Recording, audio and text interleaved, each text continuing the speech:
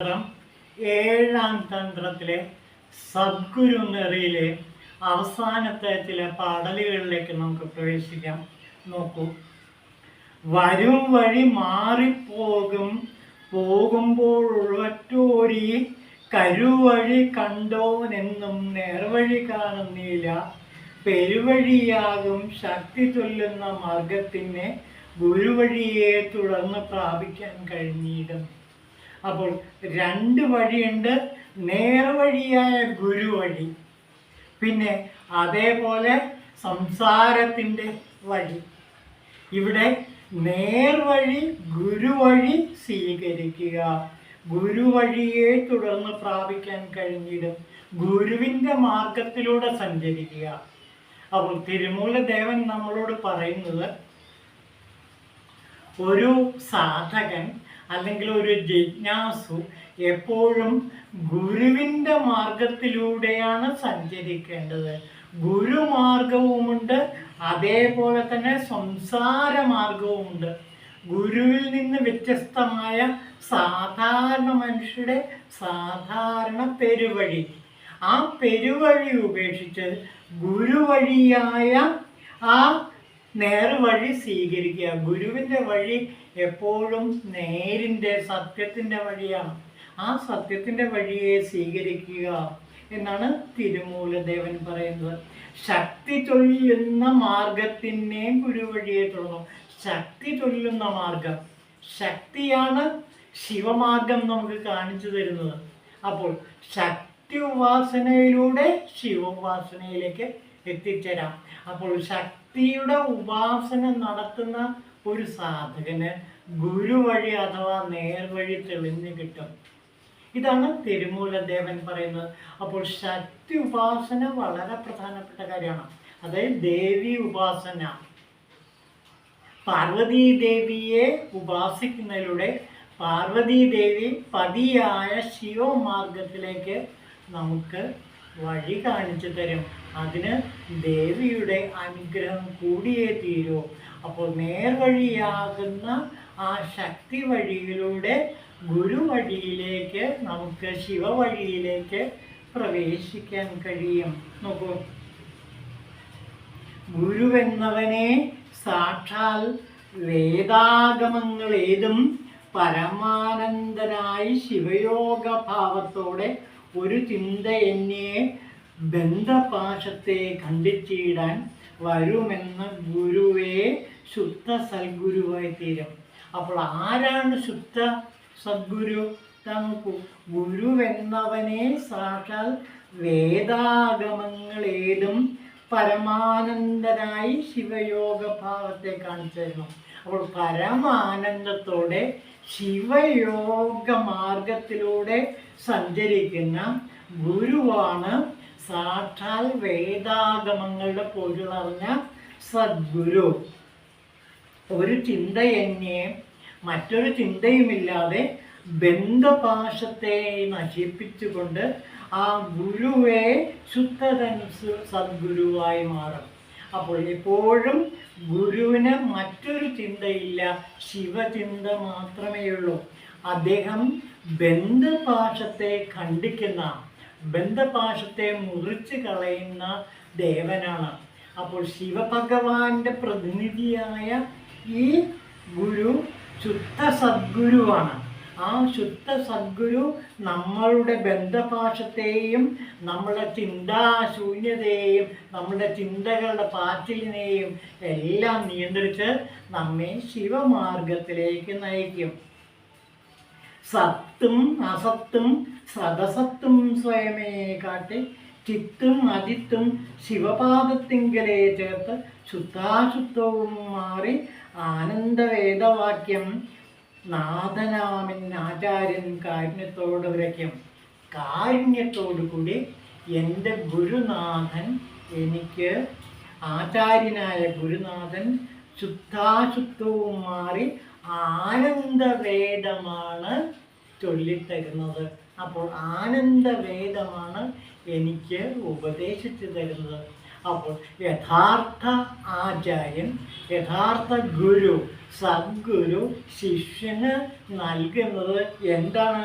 ആനന്ദവേദം, ശുദ്ധാനന്ദവേദം, ശിവാനന്ദവേദം.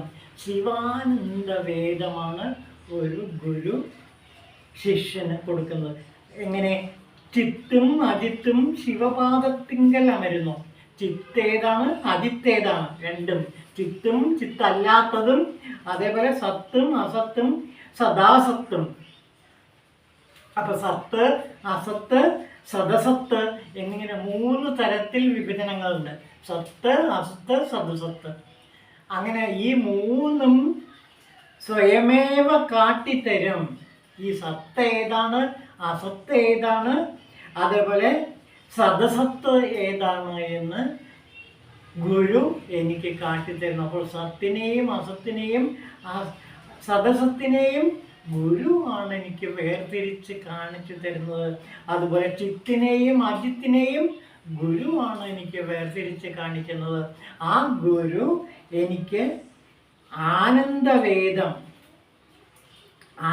ശിവാനന്ദവേദം ഉപദേശിച്ചു തരും.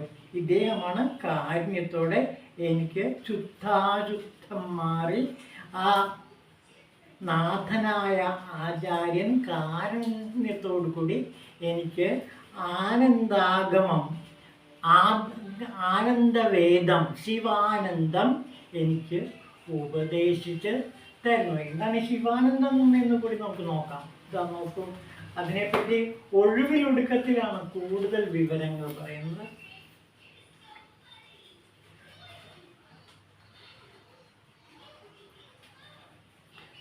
അതെന്താണെന്ന് നോക്കാം. എല്ലാ അറിവുകളെയും അറിയുന്നത് മൂലം തൻ്റെ സ്വരൂപം അറിവുക്ക് അറിവായും എങ്ങും നിറഞ്ഞതായും ഇരിക്കുന്നു. ഈ അറിവ് എങ്ങും നിറഞ്ഞിരിക്കുന്ന അറിവാണ് ബോധം അഥവാ ശിവം. എല്ലാ അറിവുകളെയും അറിയുന്നത് മൂലം തൻ്റെ സ്വരൂപം അറിവുക്ക് അറിവായും എങ്ങും നിറഞ്ഞതായും ഇരിക്കുന്നു. വ്യഷ്ടി സമഷ്ടികളില്ലാത്ത വാസ്തവത്തിൽ കുറെ വിചാരിച്ചതിനാൽ സമഷ്ടിയെ മറന്ന് സമഷ്ടിയായി പ്രകാശിക്കാതെ പോകുമ്പോൾ വ്യഷ്ടി സമഷ്ടികളിലുള്ള ക്ലേശഭാഗങ്ങളെ മാറ്റുന്നതിന് വേണ്ടി നാമരൂപത്തോടു കൂടി ഈശ്വരനെ നാം തന്നെ സൃഷ്ടിക്കുന്നു. അതുമൂലം താൻ ഒരിക്കലും ജനന മരണത്തിൽ നിന്ന് കരകയറുവാൻ സാധിക്കാതെ പോകുന്നു. അപ്പോൾ നാമരൂപങ്ങൾക്ക് അതീതമായ എല്ലാ അറിവുകളുടെയും അറിവായിട്ടുള്ള ആ സ്വരൂപം, അറിവുക്ക് അറിവായ ആ അറിവ് എങ്ങും നിറഞ്ഞിരിക്കുന്നു എന്ന ബോധമാണ് ശിവബോധം, അല്ലെങ്കിൽ ശിവാനന്ദം, അല്ലെങ്കിൽ ആനന്ദവേദം. ഇത് ഒഴിവിലൊടുക്കത്തിൽ കുറച്ചുകൂടി വ്യക്തമായിട്ട് പറയുന്നുണ്ട്. താനല്ല തന്നതല്ല തത്വശാല തലൈവൻ എന്ന് തുടങ്ങുന്നൊരു പാടലുണ്ട്. അതിനർത്ഥം മാത്രം ഞാൻ വായിക്കാം. പരമജ്ഞാനിയായ ഗുരുവിനെ എന്ത് പേരിട്ട് വിളിച്ചാലും അത് ഗുരുമഹത്വത്തെ ബാധിക്കുകയില്ല. ശരിയായ ഉപദേശമാണ് ഗുരുനാഥൻ നൽകിയിരിക്കുന്നത്. സ്വമാർഗവും ലോകമാർഗവും സത്പുത്രമാർഗവും ഗുരു ഉപദേശിച്ചു തന്നു. കണ്ടോ? അപ്പോൾ ഗുരു എന്തൊക്കെയാണ് ഇപ്പോൾ കാണിച്ചു തന്നത്? സ്വമാർഗം, ലോകമാർഗം, സത്പുത്രമാർഗം ഗുരു എനിക്ക് ഉപദേശിച്ചു തന്നു. ഞാൻ തന്നെ, ഇനി എന്താണ് ആ ഉപദേശം നോക്കൂ, ഞാൻ തന്നെയാണ് നീ എന്ന ബോധമാണ് സ്വമാർഗം. കണ്ടോ? അത് ഏതാണെന്ന് വിശദീകരിക്കുകയാണ്. ഞാൻ തന്നെയാണ് നീ എന്ന ബോധമാണ് സ്വമാർഗം. എല്ലാവരും തോഴരാണ് എന്ന സമത്വ ചിന്തയാണ് ലോകമാർഗം.